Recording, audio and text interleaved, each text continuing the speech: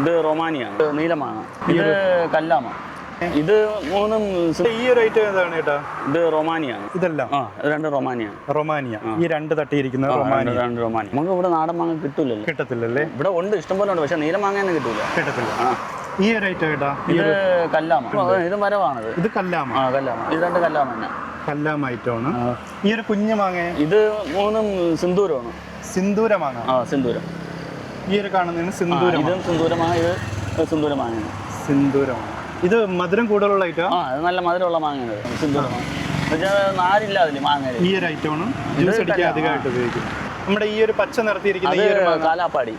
എന്ന് വെച്ച് കഴിഞ്ഞാൽ അത് പലരും ചോദിച്ചു വന്നത്. വ്യത്യസ്തമായിട്ടുള്ള ടേസ്റ്റ് ആണ്. നല്ല ടേസ്റ്റ് ആണ്. അത് നല്ല ഉറപ്പുള്ള മാങ്ങയാണ്. അത് മറ്റേ മാവ് ടൈപ്പാണ്. ഇത് നാട്ടുമാങ്ങ എന്ന് പറയും. ഇത് നാട്ടുമാങ്ങ. നാട്ടുമാങ്ങ, പക്ഷെ നല്ല മധുരമുള്ള മാങ്ങയാണ്. തീർന്നത് ഇത്രയും. പിന്നെ ഇത് നല്ല മധുരമുള്ള മാങ്ങ. നാട്ടുമാങ്ങ.